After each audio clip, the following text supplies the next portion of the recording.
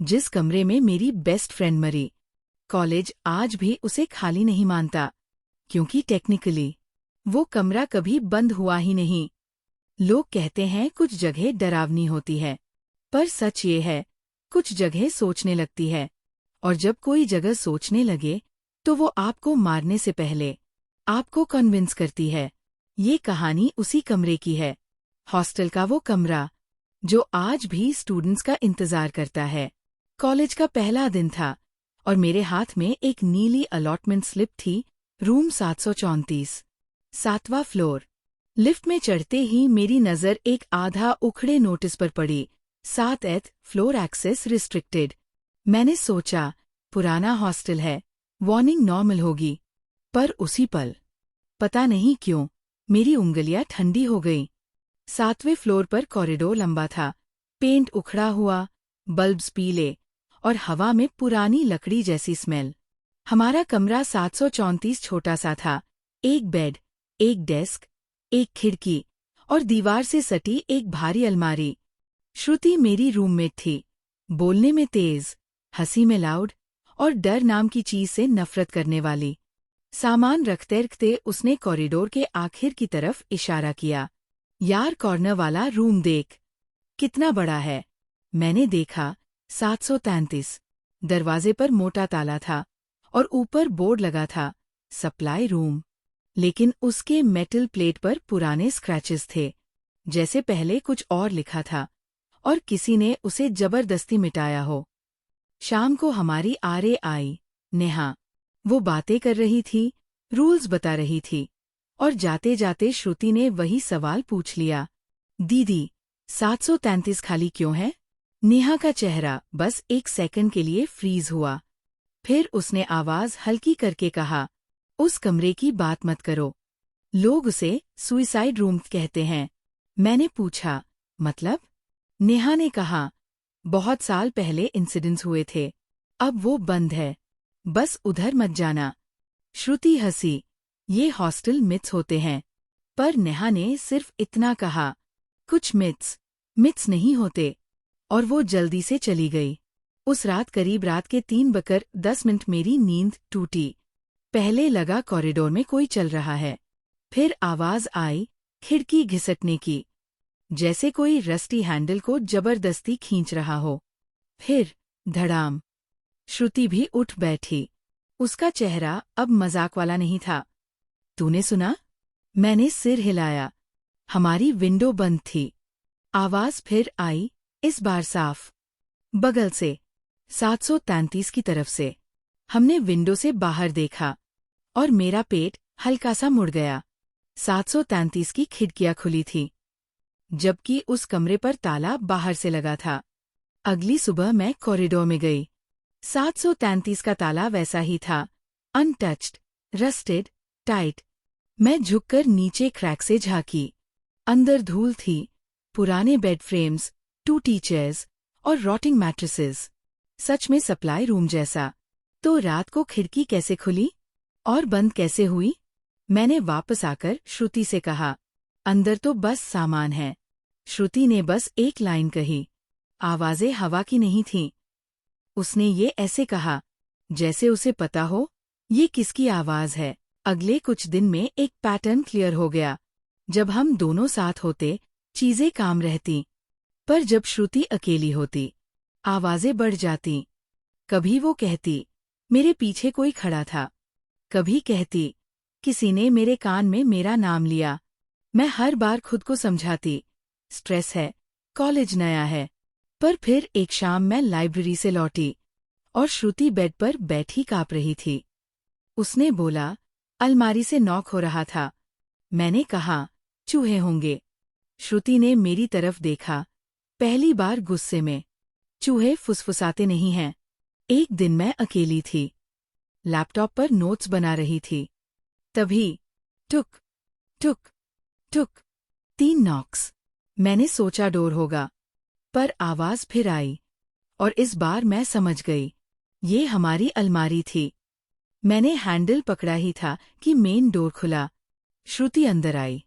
क्या कर रही? मैंने कहा, अलमारी में कोई। उसने बिना कुछ बोले अलमारी खोल दी। अंदर कुछ नहीं। उसने हंसकर कहा, ओवरथिंकिंग। पर जैसे ही उसने अलमारी बंद की, हम दोनों ने सुना, खर खर, जैसे अंदर से नाखून घसीटे गए हों। श्रुति की हंसी वहीं मर गई। एक रात बाथरूम से निकलकर मैं मिरर के सामने खड़ी थी। मैंने अपने पीछे रिफ्लेक्शन में कुछ देखा, पर वो हमारा कमरा नहीं था। रिफ्लेक्शन में धूल भरा कमरा था, बेड फ्रेम्स, बड़े विंडोज और वही पुराना माहौल। और पीछे कोई खड़ा था। मैं पलटी, कुछ नहीं। मिरर देखा, वो अब भी था। फिर रिफ्लेक्शन एक बार ब्लिंक हुआ, जैसे किसी ने आंख झपकाई हो। श्रुति ने मेरे पीछे से बहुत धीमे कहा, ये हमें देख रहा है। उस रात पहली बार मैंने मान लिया कि ये हेल्यूसिनेशन नहीं है। हम रेजिडेंट ऑफिस गए। वहां एक सीनियर थी, आलिया। काम वॉइस, शार्प आइज। मैंने 733 आवाजें, खिड़कियां, सब बताया। आलिया ने बीच में पूछा, तुम north wing, 7th floor, room 734? मैंने कहा, हाँ। वो कुछ सेकंड चुप रही, फिर बोली, तुम गलत रूम को सुइसाइड रूम समझ रही हो। मैं फ्रोज। उसने कहा, रेनोवेशन के बाद रूम नंबर्स शिफ्ट कर दिए गए। कॉर्नर वाला रूम आज 733 है, पर असली सुइसाइड रूम पहले 733 था और अब वो 734 है। मेरे हाथ से फोन ऑलमोस्ट गिर गया। श्रुति ने बस इतना कहा, मुझे पता था। आलिया ने कहा, हर सुइसाइड में एक बात कॉमन थी। लोग अकेले थे, रात में, और मरने से पहले उन्होंने ड्राइंग्स बनाई थीं। ऐसी चीजें जिन्हें देखकर पेट उलट जाए। मैंने पूछा, तो ये क्या है? आलिया बोली, मुझे नाम नहीं पता, पर तरीका पता है। उसने मेरी आंखों में देखकर कहा, ये मारता नहीं, ये पहले तोड़ता है, फिर कन्विंस करता है कि मरना रिलीफ है। श्रुति का चेहरा उस लाइन पर बिल्कुल ब्लैंक हो गया, जैसे वो लाइन उसने पहले ही कहीं सुनी हो। अब श्रुति बदलने लगी। वो रात को जागती, खिड़की के पास बैठती, कागज पर कुछ बनाती। ड्राइंग में बार बार एक सीन होता, एक लड़की विंडो के फ्रेम पर, नीचे अबिस, और पीछे अलमारी, थोड़ी खुली हुई। मैंने उससे कहा, मत करिए। श्रुति ने कहा, अगर मैं नहीं बनाती तो ये मेरे अंदर बोलता है। मैंने पूछा, क्या बोलता है? श्रुति का जवाब सीधा था, बस एक कदम, फिर शांति। और ये बोलते वक्त उसकी आवाज उसकी नहीं लग रही थी। हॉस्टल में एक फंक्शन था। श्रुति के बॉयफ्रेंड से उसकी लड़ाई हुई। वो गुस्से में वापस आ गई। उसने मैसेज किया, मैं अपने कमरे में ही सोऊंगी, मुझे फर्क नहीं पड़ता। मैंने उसे कॉल किया, बार बार, नो रिस्पॉन्स। मैंने आलिया को कॉल किया, वो तुरंत समझ गई, बस बोली, चल अभी। हम भागकर 7वें फ्लोर की तरफ गए।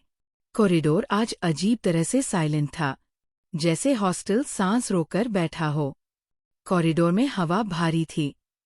और सबसे अजीब बात, आज पहली बार कॉर्नर रूम की खिड़कियां बंद थी और हमारे कमरे की खिड़की खुली थी।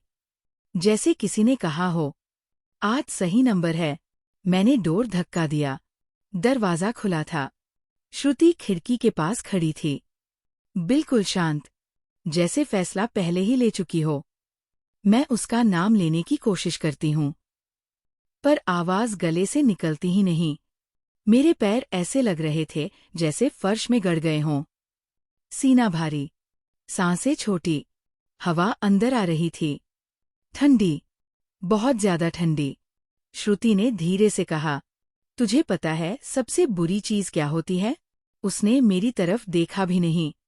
जब शोर बंद ही नहीं होता, उसकी उंगलियां विंडो फ्रेम को पकड़ती है। एक पल के लिए, सिर्फ एक पल, उसकी पकड़ ढीली पड़ती है, जैसे वो खुद से पूछ रही हो, क्या यही आखिरी रास्ता है? मेरी सांस अटक जाती है। मैं आगे बढ़ना चाहती हूँ, चिल्लाना चाहती हूँ, लेकिन शरीर नहीं सुनता। फिर उसने बहुत हल्की आवाज में कहा, मुझे बस शोर बंद चाहिए था। और अगले ही पल वो चली गई।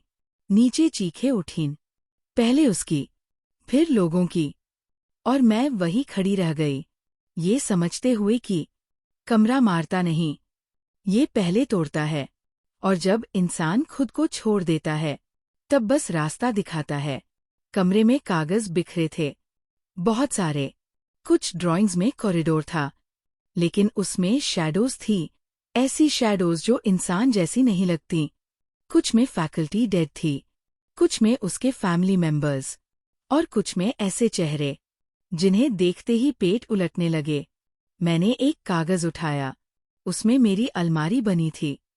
मेरी आंखों के एंगल से अलमारी का डोर थोड़ा खुला था, और अंदर वही लंबा चेहरा। मैंने धीरे से अलमारी की तरफ देखा। अलमारी सच में थोड़ी खुली थी, और अंदर से खर खर। आलिया ने मेरा हाथ खींचा। मत देख, चल अभी। हम भागे। मैंने हॉस्टल वापस नहीं देखा। कॉलेज बदल गया, शहर बदल गया, पर सपने नहीं बदले। हर साल सितंबर में मुझे वही सपना आता है। श्रुति विंडो के फ्रेम पर खड़ी है, नीचे देखती है, और पीछे मुड़कर पूछती है, मैं सही कर रही हूं ना? 9 साल बाद इस बार मैं लेट कॉल कर पाई रेजिडेंट ऑफिस को, और जवाब आया, इस साल 7वीं मंजिल खुल रही है, रूम्स शॉर्टेज है। मैंने फोन कसकर पकड़ा, क्योंकि कुछ कमरों को बंद करके आप उन्हें खत्म नहीं करते, आप बस उन्हें भूखा करते हैं, और भूख कभी ना कभी फिर खोल दी जाती है।